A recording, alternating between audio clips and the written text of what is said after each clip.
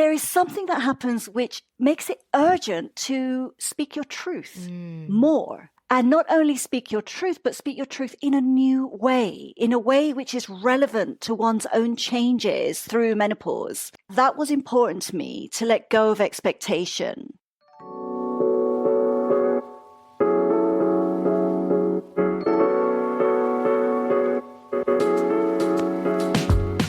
Welcome to Reinvention Rebels, stories of brave and unapologetic women 50 to 90 years young who have boldly reinvented life on their own terms to find new purpose and possibilities. I'm your host, Wendy Battles. Ready to kick your fears to the curb, do it scared, and step into who you are meant to be in midlife and beyond? These amazing women, these reinvention rebels, can help light your reinvention path. Come join us and let's get inspired together.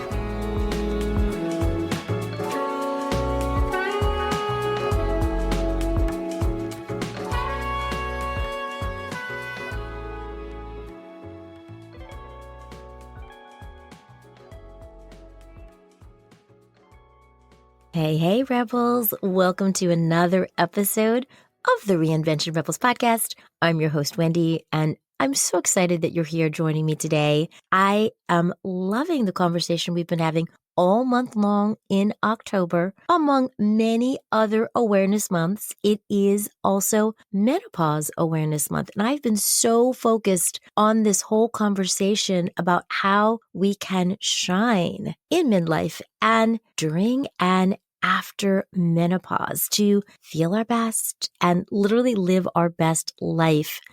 And it's been so awesome because I kicked off the month speaking at the Life in the Pause Festival in New York City, talking about reinvention, menopause, and midlife. I invited on the amazing Kate Wells from Parlor Games, who talked about this idea of reinventing our sexual lives during menopause in ways that light us up. I did a great episode a couple weeks ago about finding joy in menopause and rewriting this narrative about what society says it is versus what we know it can be, that we can step into it with joy, even amid the challenges. And today, I'm so excited to wrap up October and Menopause Awareness Month with my guest, Angie Litvinoff, who has such an inspiring story to tell about how she is helping women reinvent in spiritual ways that get to the core of who they are. Because really, all of these things point to how we can live with more ease and grace, how we can pull together our menopausal toolkit. And one thing that I think is the coolest that's in my toolkit is the new film that just came out, the documentary called The M Factor. It's all about menopause. These amazing filmmakers have put together this 56-minute documentary, which, by the way, is available on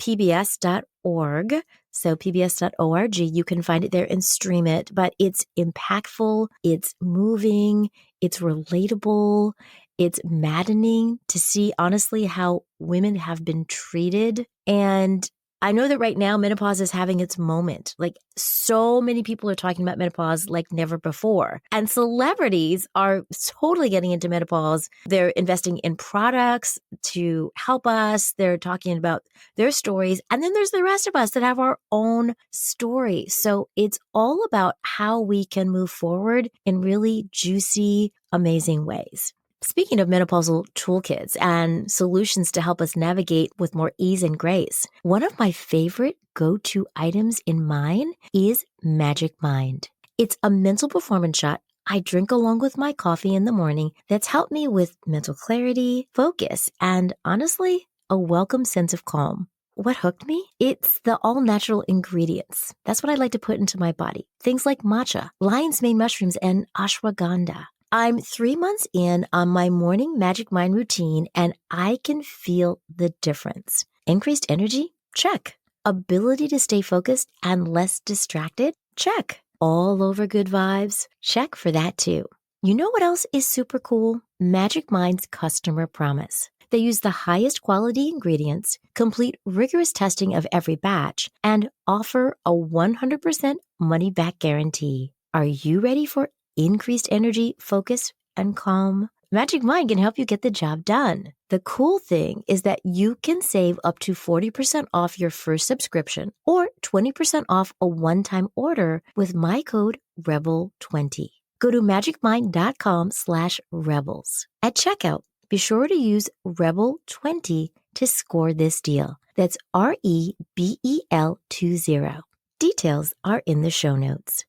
So we have so many things available to us, including doing the inner work to help us navigate our midlife and menopausal times with so much more clarity and joy and possibility. And that is what Angie Litvinoff is all about. I am so excited to start this conversation.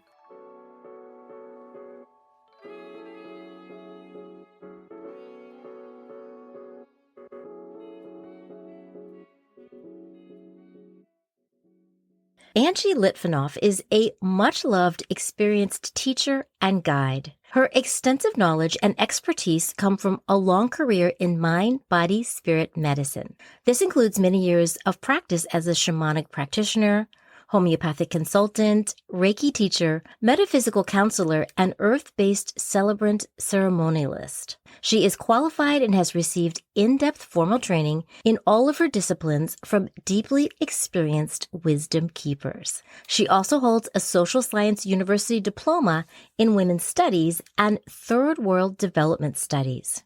From a young age, Angie has had powerful and life-changing encounters with shamanism and shamanic practices, which brought her home to herself.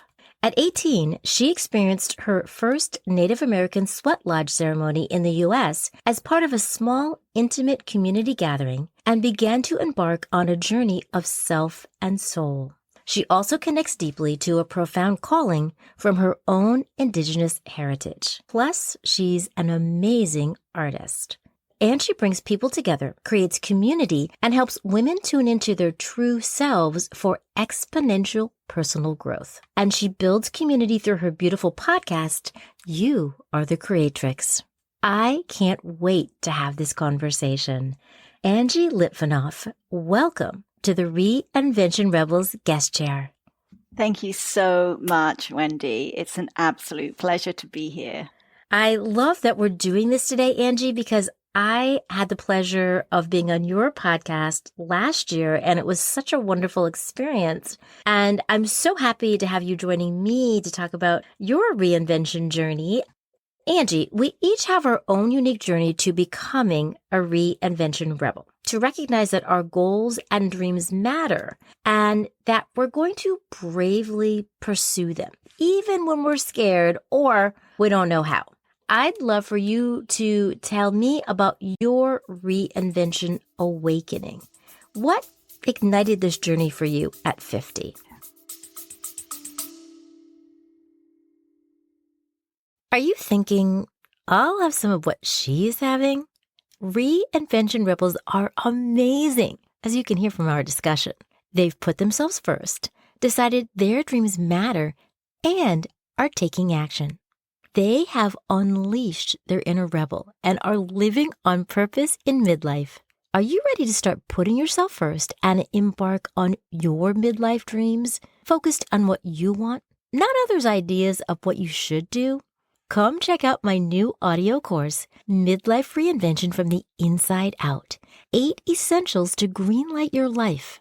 I share my roadmap to get you started on your reinvention journey with the key components you need to navigate detours and get on the road to smooth reinvention sailing.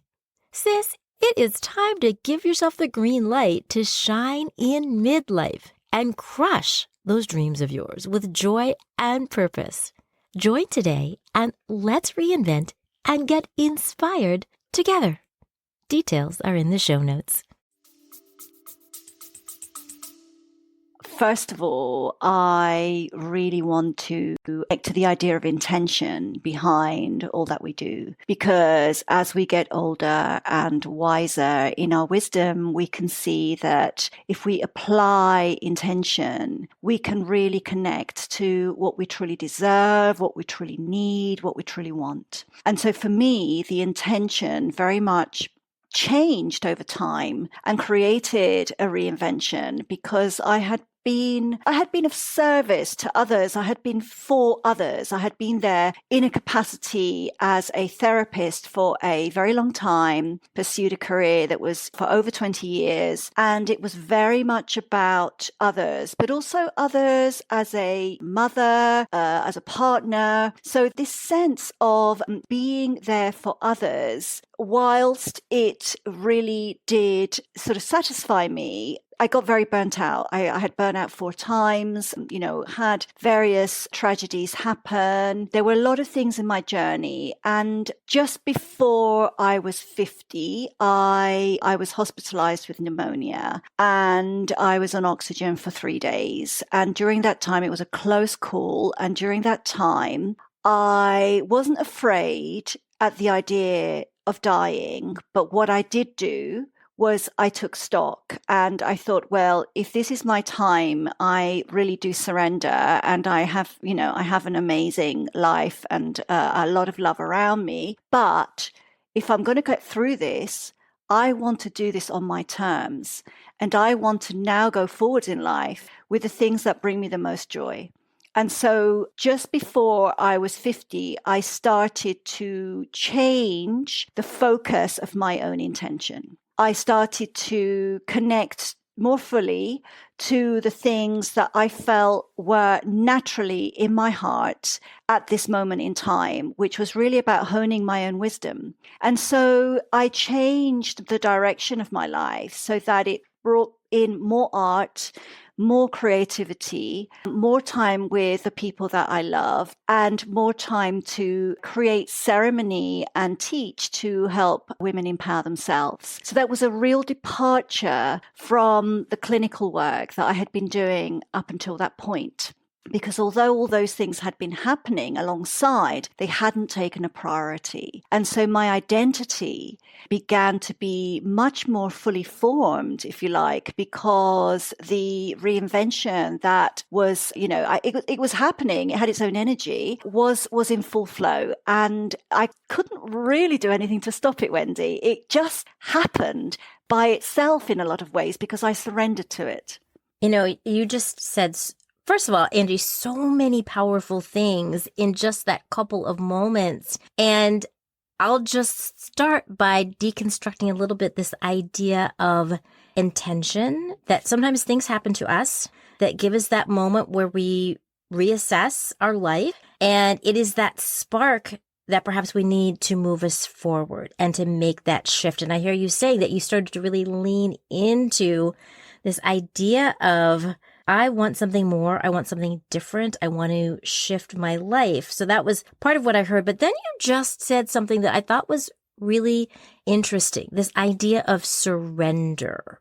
Because I think that myself included, so many of us are go, go, go, go, go. I feel like I need to do X, Y, and Z to move forward. And we sometimes have this very clear idea of what that looks like. But you took a really different tact with this in saying, I surrender, because you said that things started to just happen and you almost couldn't control it. Can you tell me more about what that meant? Like, what does that actually mean? You surrendered and then it just kind of happened. Like, how does it feel? So right. It's like, it's that sense of, well, what happens? For example, I'll start with the art. What happens if I stop caring about what people think?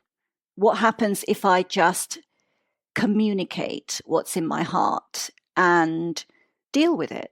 Deal with the fact that and I think this happens to a lot of women over 50, and I'm sure there'll be people listening nodding their heads vigorously.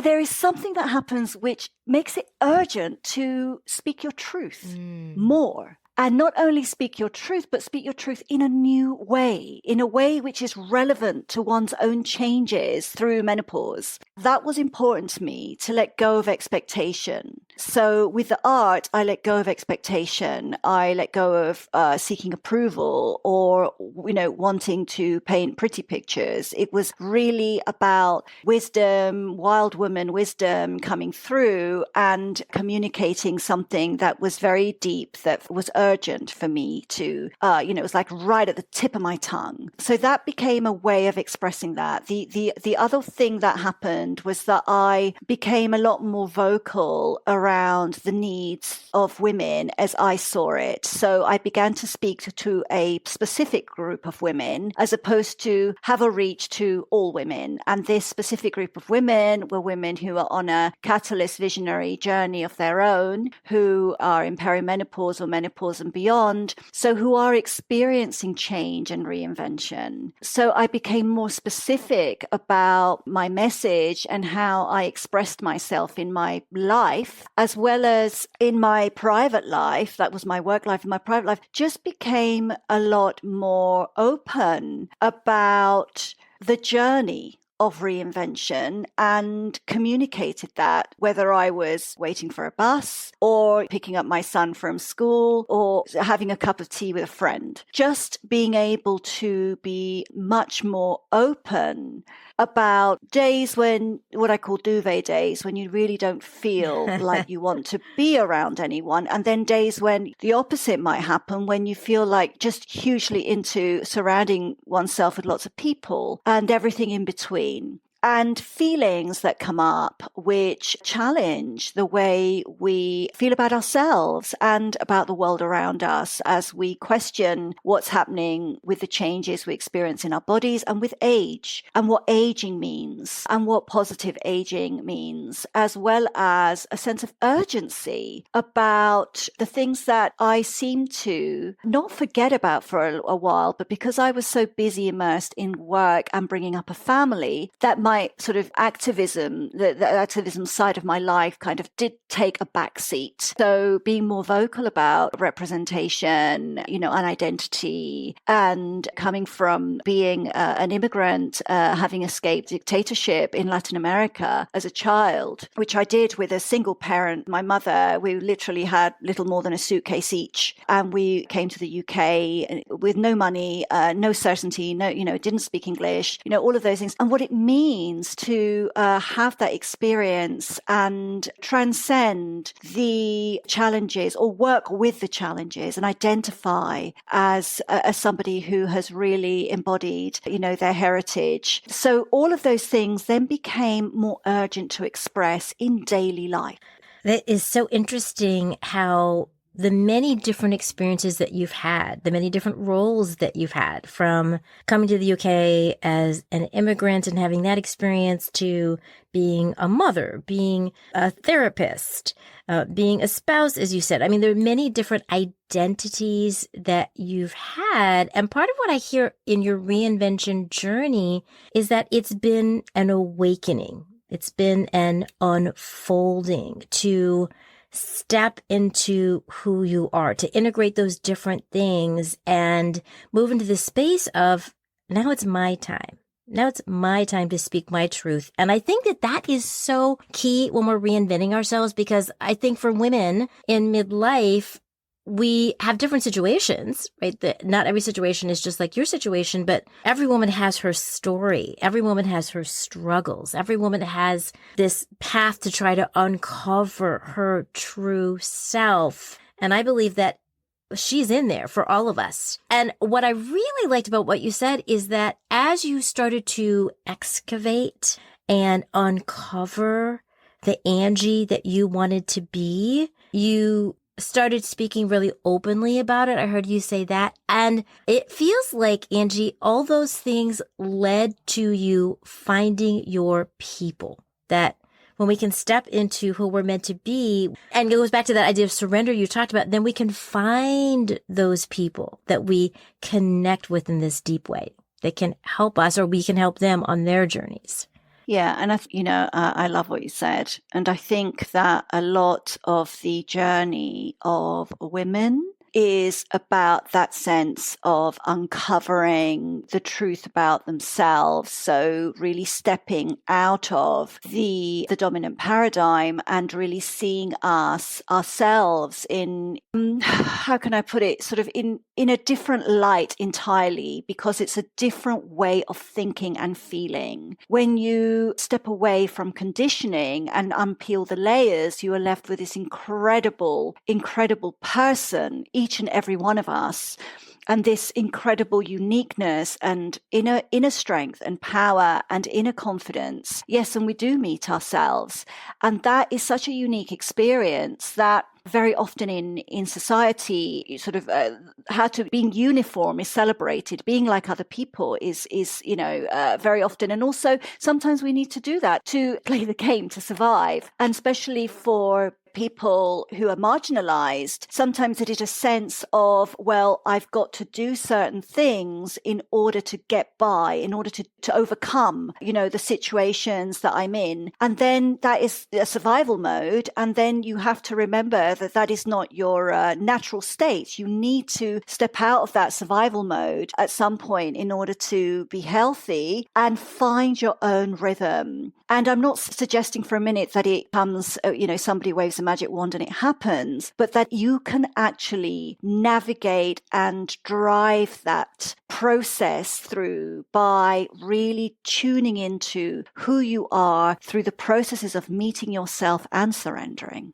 Meeting yourself and surrendering. I know that in talking about it and hearing your story and also thinking about my own story and how it continues to evolve. And I'm always amazed because it feels like every time you feel like, oh, I think I'm really getting in there and I'm like exposing another layer, you're like, oh my gosh, but look at this whole other dynamic. Just seeing even the things I haven't want to see. There's so many things. It's so easy to avoid or work around. And I grew up in a family where we didn't really talk about things. And it's really interesting to find the courage to start to address some of those things because it's freeing to find our true self. So as you're talking about this whole process of peeling back the layers and saying, well, just because society says this, it doesn't mean it's true. That I can find my own path as I reinvent myself. I know as we're having this conversation, some women might be saying, I am so inspired by what Angie did, but I don't know that I could do that for myself. I don't know that I have the strength or the will or the desire yet, or maybe I have the desire, but I don't know how. Because, of course, you've evolved over time. It wasn't just this instant thing, right? It's been many years of peeling back these layers to find the essence of Angie. What advice do you have, Angie, for a woman who's listening and is identifying with this feeling inside, this desire that I believe that there's something more, even though I can't even put my finger on it yet? I'm not sure what that is. What's one step that he or she could take to dip their toe in a way that feels kind of safe? It's not like I'm going to just go full bore and be like, yes, I'm going to go to one of Angie's ceremonies. But what can people do to just kind of ease into this idea of discovering our true selves? So first of all, if you are listening and you're feeling this, a huge congratulations to you, sister, because I celebrate you and I champion you, and you have this and it's not going away. This passion that you have, that you have ignited within you is not going away. It is going to get bigger and it's going to get more urgent. So I'm excited for you. And the way to begin, because of all the things that I personally have overcome and I have been witness to other women who have overcome things in their lives, is that it has to feel possible. Yeah, hope is something which is one of the biggest things in my own life. And it has to feel possible. So that the first step would be, if it's too much to look at the week, you look at the month, but look at your diary. Look at your diary, and you have to put in your diary time for you.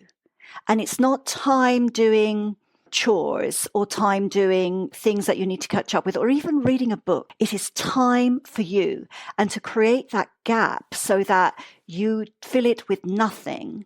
And how does that feel? And as you adjust to that sense that you owe it to yourself to create this opportunity, then you will find the new things to put in that time which nourish you. So what is it that is going to nourish you? What is that is going to help you find your joy? And you first of all create that time of nothing. And it will feel there will be a level of resistance around it. There will be maybe a temptation to sabotage it with leaving your cell phone on, or filling it with social things, or doing, that involve speaking to others. So it's time for you alone. And as you get used to being in that space, you create the opportunity to allow your mind to clear so that you connect to feelings and thoughts that are within you that are going to help your empowerment.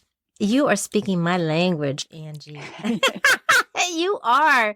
This idea that all of the answers we seek are within, and that we tune into them when we do nothing, when we get quiet, when we just are being instead of doing. We're such doers. We live in a world of doing and not in a world of being. So it feels often really out of sync, I think, to sometimes do that. And I also think that as we age, in my 20s, I was all about being with other people all the time and taking up all the time I could and filling my calendar with all these sort of things. And it's interesting how we shift as we age. And I think midlife is such a nexus for us to come home to ourselves when we've been so busy outwardly supporting other people, whether it's at work or our families or raising kids. It could be anything that takes us away from ourselves. So I love this idea of the simplicity. That it doesn't have to be this whole huge thing. Like, I have to pay someone thousands of dollars. All we're doing is tuning into that inner wisdom that's always been there, that we've all used at different times, right, to guide us about things. We can think about times when we trusted our gut feeling, or maybe we didn't. And then afterward, we're like, I should have trusted my gut, right? So that we've had this knowing, but I think it's a muscle. And I like what you just said about how we can develop this muscle. I think that's really interesting. I mentioned in your intro that you do all these metaphysical things. Mm-hmm. And one of the things is being a ceremonialist. Mm-hmm.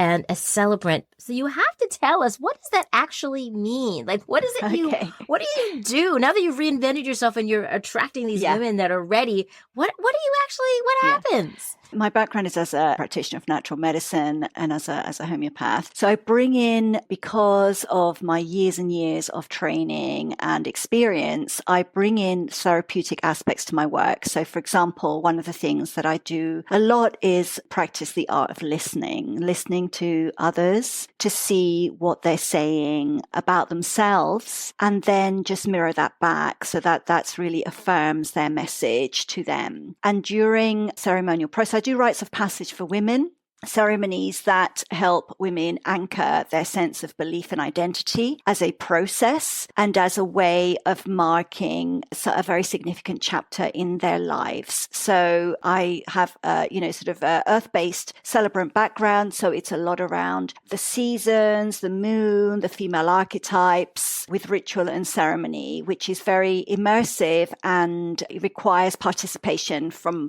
them as well. So they get, they get to do things too. So that is a mentoring process that is also got a sort of a big ceremony. So it's like getting, it's like a self-marriage, if you like, self-marriage ceremony as a rite of passage. So this is wonderful for women in midlife and beyond, because by this point, many of us would have experienced challenges, around relationships or divorce, that we want to honor moving forwards. It could be to do with children or loss, whether we have children or chose to have children or couldn't have children, or whether we had children and things happened, or, whatever. Also to do with grief, because at this point in our lives, we would have come across and experienced grief, and also rebirth, where we are reinventing ourselves. So there's a lot to process and celebrate, and it's very rich. Our experience is very rich. So there are ways, in our culture, this doesn't exist, this honoring, unless we always love a wedding, don't we? Or or, at any funeral, if it's a family thing, there's always somebody says, why do we wait until now to get together in a meaningful context or have a phone call? One of my aunts died, and I was speaking to my cousin, who I don't speak to very much, and we're actually quite close. And, they said to me, why have we waited so long to have this phone call? We can care about each other and other people and have connection without a tragedy happening before we pick up the phone. So it's that sense of people do actually want this. They want to come together, but also they want to honor something deep and meaningful in themselves, which marks a rite of passage or a significant time in their lives. And with that, I bring aspects of ceremony and circle work into a lot of what I do. I bring ritual and ceremony into my women's circles. I do those online and in person. And there are moments of silence and there are moments of space and just honoring. A lot of it is based around the idea that we can hold the room and be uninterrupted while we speak. So it's not counseling and it's not advice giving. It's the opportunity for women to speak their truth without being judged or interrupted or assisted in any way, so that they can get comfortable with hearing their own voice in an empowering way. And it takes courage. You mentioned the word courage earlier, and it does. But the more you do it, the more you like it. And you want to do it more. You want to do it again. You want to have these experiences again. And so it's a really powerful way through ritual, ceremony, and sharing to come into ourselves. And so the direction of my work, the reason why my passion of developing my own creative process, if you like, and the expression of that is through my work. And what was really important to me was that it was less about waiting for something to change and holding the space in that way and managing, and much more about the individual being really accountable. You'd feel it was a much more modern concept, but actually it's a very ancient concept, because when we look at our ancestors, we also look at their relationship to the fact that it was not an individual in isolation, it's an individual within a community. So actually our accountability has also got to be about the world we live in. And we're not isolated and alone. It is about reaching out and expressing it until you do gravitate to your tribe. I think that it's such an interesting thing that you mentioned community, because I was thinking that when you were talking about this process, the first word that came to mind was community. I mean, it's about yourself and speaking your truth, but doing that in the space of community and getting the support. And I think that is so important, because I know that when we're younger, we often have big communities. We have our friends from university. We have friends we make when we start our careers. We have sometimes family members that are our friends or our cousins that you're talking about. And this sense of community is something that sometimes we just take for granted. It's like those people are there. And I know that not everybody has that, but many of us have it in some way, even if it's not some huge, like I've got, 50 cousins kind of way. But I also know that as we age, of course, things change and our lives get smaller, certainly as we age. And you mentioned like grief and loss, and I think we can all identify with that in midlife in many different ways. So this idea of community to me is so key. I think about that all the time when it comes to reinvention. So much more powerful to reinvent with the support of other people. Absolutely. Right? And it's by also, ourselves. Yeah. And I love that, because also what I'm deeply humbled by constantly is that once one creates the opportunity, I have women who are in their 80s and say, can I come to your circle? I was like, of course, and then I have women in their 40s. And then I've got this incredible group of women of different experiences through their own reinvention, and who are so willing to share, but also who feel like there is a sense of belonging and there is a space to gravitate to. And unless you create that opportunity, people will feel isolated. And especially as, for women expressing themselves, and really defying what's expected or the stereotypes that we have about getting older, that actually is incredibly exciting, because it's a space of real wisdom, but also constantly exchanging ideas and expressing and evidence of what's possible, so that when somebody shows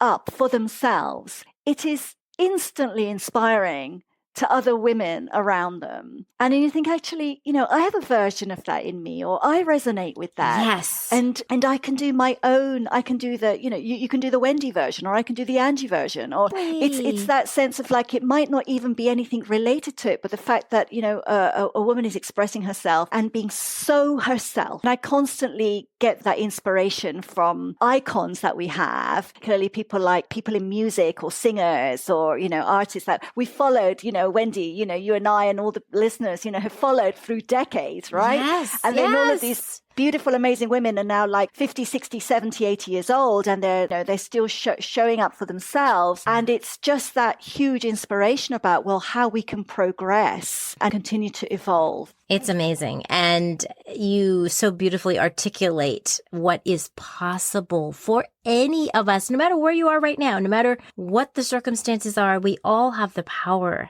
to look within, to reinvent, to create a new path, and even better when we have the support of others. Now, Angie, I have to ask you, and I know you're familiar with this because we follow each other in social media. You know that I'm in season 6 of the Reinvention Rebels podcast, and the theme for this year is Own Your Awesome, which is so parallel to what we're talking about with people, or I should say with women stepping into their own. I'd love for you to tell me what you think Own Your Awesome means as it relates to reinventing yourself.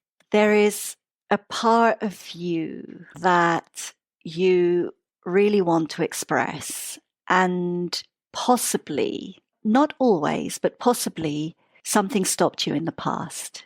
Okay. Now's the time to revisit that and your relationship to what that means. So it could be trying something again that didn't work before because you didn't get the result you wanted, or someone told you weren't any good at it. It could be trying something completely new, or it could be looking at yourself and really looking at yourself in the mirror, into your own eyes, and saying, what is it that I really deserve to give myself? What is it that the younger me is asking for, and the inner child is asking for right now, that just really wants to play, wants to go out and feel the joy in life? What is it that would really make me happy right now? And even though it may take a lot of courage and you might have some fear around it, to really embrace this as an opportunity and think, well, what's the worst that can happen? What's this absolute worst that can happen? That hasn't happened before. I've dealt with so much in my life. I've dealt with, this is you speaking to yourself now. Look at all the things I've overcome. This I can do. And I'm going to pledge to myself that I will do this for myself. I love that. I love how you articulated this idea of it's my time. It's really my time despite the challenges. And what's the worst that could happen? I love that question. What's the worst that could happen? Beginning to ask ourselves those things to push us forward into that space of speaking our truth, having courage, stepping out, trusting ourselves that now is the time. Angie, this has been such an amazing conversation. You are so wise, so fierce, so awesome. I am so grateful for you gracing me with your beautiful presence today and sharing your wisdom. And of course, people who are listening are saying, Angie is so cool. I need to know Angie. I want to find Angie. I want to find out what she does. I want to follow her on social media and get inspired by her. Where can people find you? Well, first of all, thank you so much, Wendy, and back at you. Right back at you, woman. I just love you. And Same. Thank you for this opportunity. And I feel so much joy that we have connected. And that is the magic of social media. It has lots of downsides, but one of the most amazing things is, for busy women who are across the globe from each other, we are creating an amazing network. So it's really worth persevering with social media. You can find me on Angie Angie the Medicine Woman on Instagram. My website is angielitvinoff.com. And also I've got a free community which enables you to join a women's circle for free if you want to, and lots of lovely resources. So, that's a great place to connect with me first and foremost. And I'm always interested in women's stories and an opportunity to have what I call a power circle with me, which again is a free offering where we explore, it's a discovery session where we really explore where you're at in your life. So all those ways, please do get in touch and I would love to hear your stories. Thank you so much. All of those details are in the show notes, so you can tap or click and easily get connected with Angie. I encourage you to meet up with her on social and really connect, because she is so inspiring and reminds me that anything is possible for any of us. No matter where we are right now, we can reimagine, we can look within, we can face our fears and do it even when we're scared. There's nothing we can't do. So Angie, thank you so, so much. Thank you so much, Wendy. Thank you so much for holding the space today.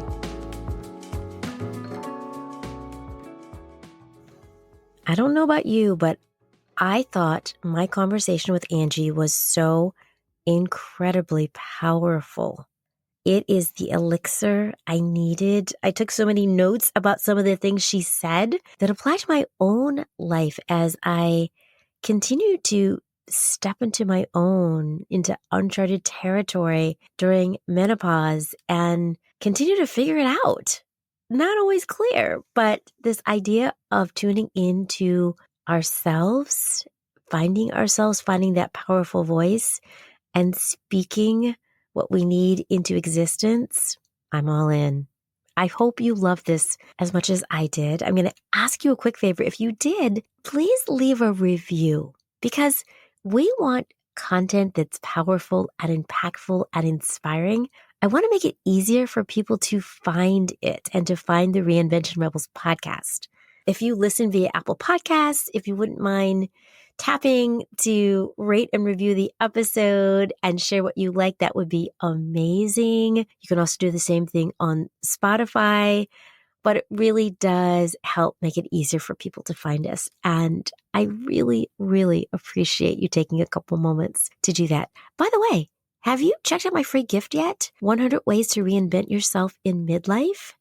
It's the catalyst you might need to jumpstart new, fresh ideas to get you moving in the direction of your dreams. And you'll see details for it in the show notes. And y'all, don't forget about Magic Mind. If you haven't checked it out yet, go to magicmind.com/rebel and check out this fabulous mental performance shot that is helping me navigate menopause. All right, y'all. I hope you enjoyed this episode as much as I did, and I can't wait to see you back here in just a couple of weeks. Until then, keep shining your light, rebels. The world needs you and all that you have to offer.